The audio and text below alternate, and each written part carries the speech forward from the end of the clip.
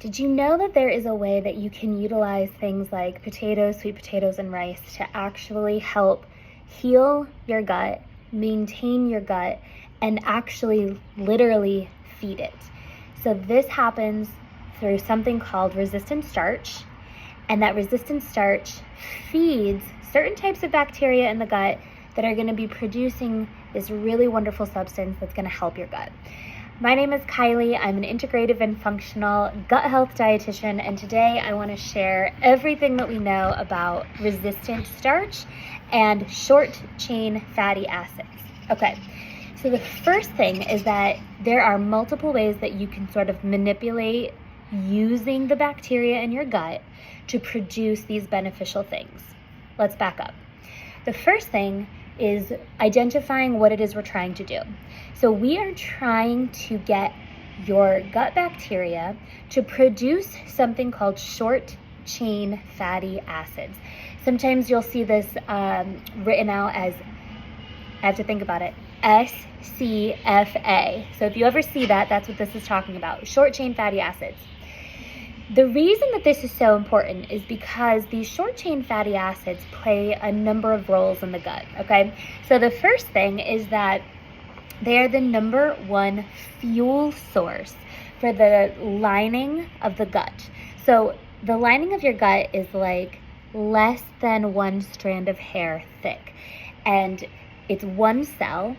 And those cells' preferred energy source for healing and repairing and protecting themselves comes from short chain fatty acids, okay? The other thing is that short chain fatty acids are incredibly anti-inflammatory, and they have the ability to cross the blood-brain barrier. The reason that that is so important is because, and this is still new research, but we are finding that these things have such a powerful potential for impacting things like depression, anxiety, mood, energy, sleep, and really impacting that gut-brain connection. We've talked a lot about that in the past, and this is one of the ways that you can help send the correct message from your gut to your brain and then back down again. So in terms of short chain fatty acids, there are 12 of them. You don't have to know all of their names, just know that there are 12 different short chain fatty acids. The one that you might hear the most about is something called butyrate. And this is because butyrate is actually available in a supplement form. As far as I know, this is the only short chain fatty acid directly available in supplementation form. So if you are having some gut issues, if you are having some brain issues, brain fog, anxiety, sleep, mood, you might consider getting a butyrate supplement and taking it for a few months and seeing how you feel. You can really get a better look at the bacteria and the balance of the bacteria in your gut with a stool sample test that will help you understand, are the bacteria that produce short chain fatty acids present in the gut at an adequate amount? So that's something that you can get some information and feedback on if you are the type of person that prefers to have the information rather than just kind of shooting in the dark. That's how I am. But butyrate you can choose as a supplement. You could also choose to supplement in a way that feeds the bacteria some resistant starch. So you could take the butyrate directly, or you could take the food source that will feed the bacteria that will then produce not only butyrate, but the other 11 short chain fatty acids.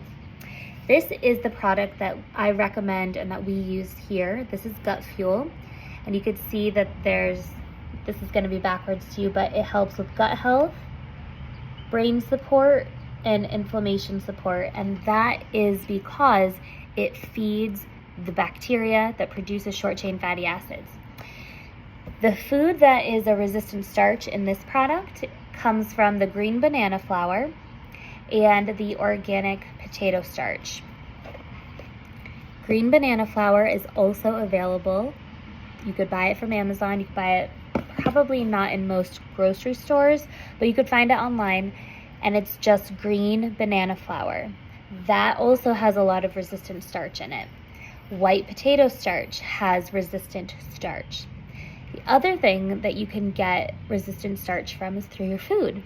And this is actually a really fun, easy way, because they're foods that most of us already really like, and now we have an excuse to eat them. White potatoes, sweet potatoes, and rice. Cooked and cooled. Cooked and cooled. If you think about when you make a bunch of rice, as it starts to cool down, it kind of gets sticky. That's the resistant starch building up in that rice. So it really is the process of cooling those foods down that produces the availability of resistant starch. It doesn't mean that you have to eat those foods cold. You can absolutely warm them back up. My recommendation would be, if you know that you want to use some of these foods for the week, batch cook them. Make a whole bunch of rice, make a whole bunch of potatoes or sweet potatoes, and then you put them in the fridge. They are cooled down, you're getting your resistant starch build up, and then you can just heat them up as you need them for your meals. So excellent way to get resistant starch on a regular basis. I also like adding this into my protein shakes or my smoothies. I know a lot of you use things like smoothies and protein shakes to help support your overall goals. Add this in. It's super simple, very easy. It also contains 5 grams of fiber.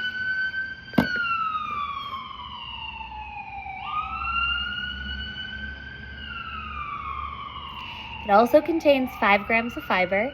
So if you are a little bit sensitive to new products or to fibers, or if you're worried about how resistant starch will be tolerated, I would recommend starting with just a half a scoop or even a quarter of a scoop and sprinkle it in, and then increase it weekly.